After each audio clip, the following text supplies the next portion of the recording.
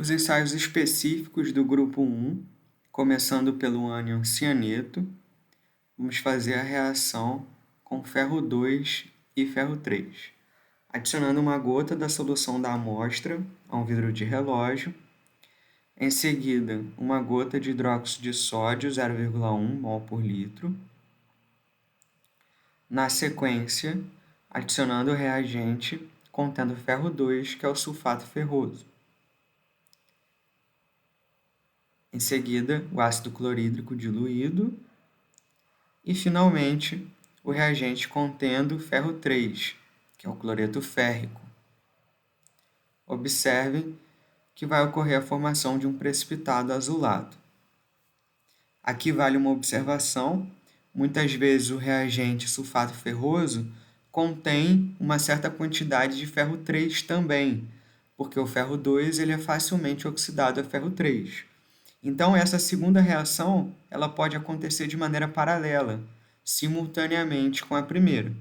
Então, ocorre a formação de ferro cianeto, que também reage diretamente com o ferro 3, formando ferro cianeto de ferro 3, que é um precipitado azulado. Vocês observaram que realmente, ao adicionar o primeiro reagente, já ocorreu a formação do precipitado, e isso é bastante comum.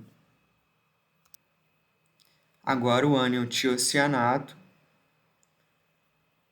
a reação também com ferro 3, vamos adicionar a solução da amostra em um vidro de relógio. Em seguida, o reagente cloreto férrico. Vai ocorrer a formação de uma coloração avermelhada por causa do íon complexo de ferro com tiocianato. Agora a reação com cobalto. As reações de identificação de ânions também podem ser utilizadas para a identificação dos cátions, como nós vemos nas análises dos cátions. Então, cobalto com tiocianato forma um íon complexo e, ao se adicionar o álcool amílico, que é o reagente orgânico, vai formar uma segunda fase para a qual o íon complexo vai ser transferido, levando a uma coloração azul para essa fase. Vamos observar melhor em um fundo mais claro. Se ocorrer a formação de uma fase orgânica azulada, o ensaio é positivo para a identificação da espécie química avaliada.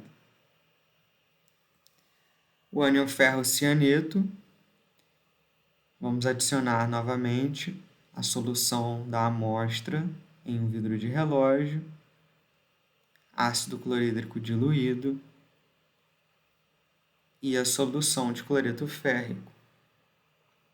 Vai ocorrer aquela mesma reação observada para o cianeto, mas sem a necessidade de converter previamente a ferro cianeto, porque a amostra já contém esse ânion. Então, forma diretamente o ferro cianeto de ferro 3, que é esse precipitado azulado.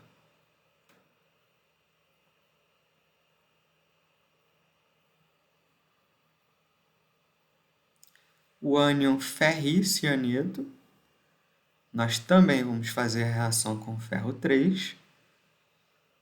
Então, observem a diferença do ferro para o ferricianeto neste caso, utilizando o mesmo reagente. Nesse caso, vai ocorrer a formação de um precipitado mais esverdeado, ao contrário do anterior, que era mais azulado.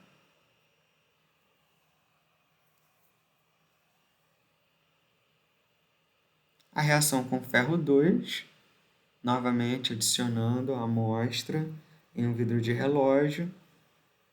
Em seguida, ácido clorídrico diluído.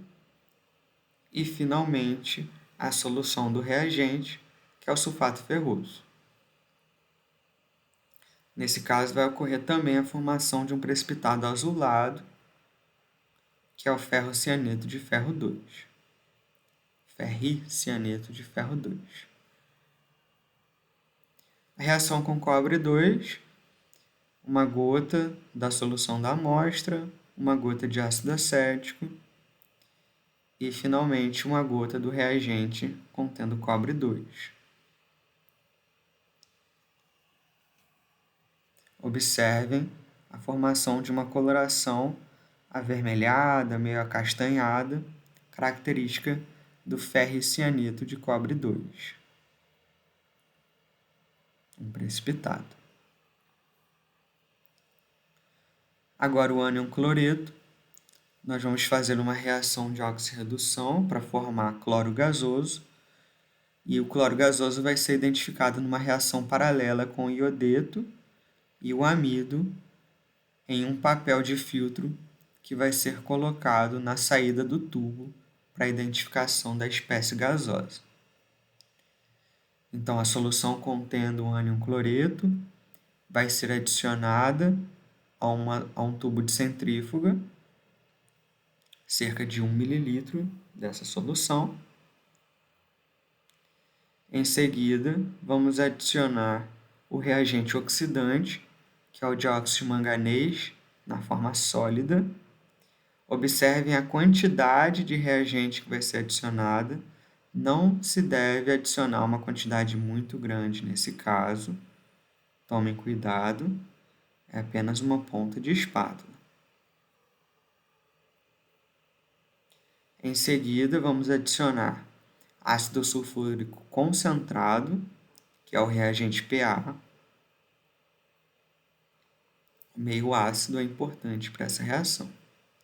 Finalmente, vamos adicionar o papel na saída do tubo para a identificação do cloro gasoso que vai ser formado nessa reação. É importante que se faça uma homogeneização eficiente para que todo o sólido do dióxido de manganês entre em contato com a solução da amostra. Observem que ela teve um pouco de dificuldade de fazer isso. O sólido ficou muito retido no fundo do tubo. Se isso acontecer, o ideal é fazer a homogeneização com a ponta do dedo, batendo no fundo e não batendo o tubo na palma da mão, apesar de ser possível também conseguir desse jeito.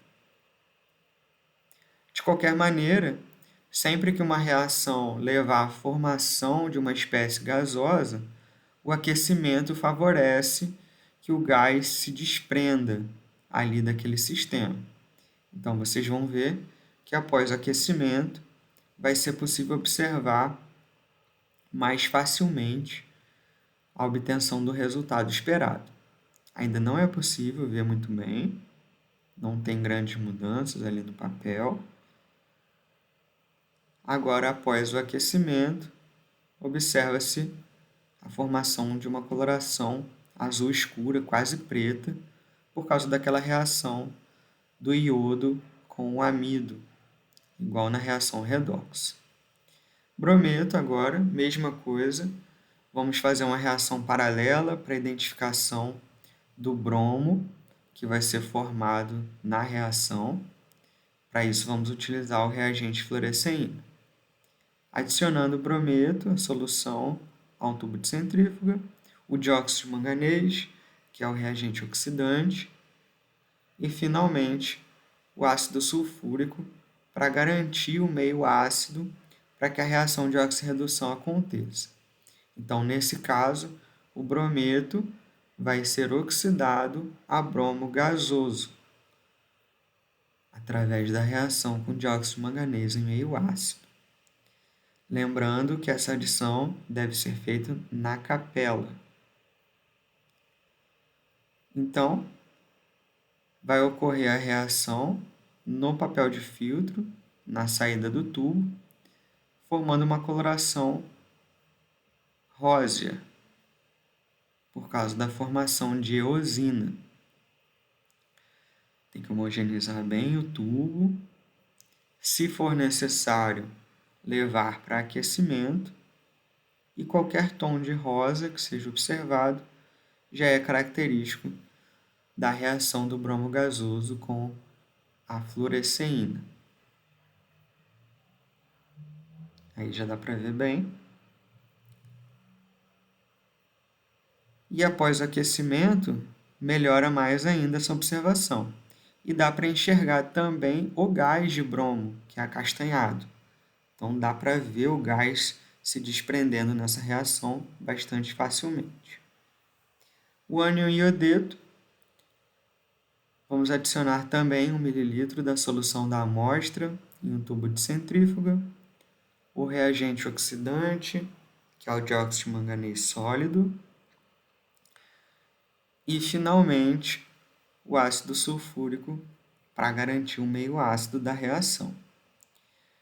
Diferente da reação do cloreto e do brometo, neste caso, apenas a formação do gás já é característica da presença do iodeto na amostra. Então, iodo gasoso, ele tem uma coloração rosa. Se formar um gás com essa coloração, é característico da presença do ânion na amostra. Sempre o aquecimento favorece esse resultado. Dos três, apenas o cloro não é facilmente observável. O cloro tem uma coloração verde amarelada, mas tem que estar numa quantidade relativamente grande para ser visível, ao contrário do bromo e do iodo.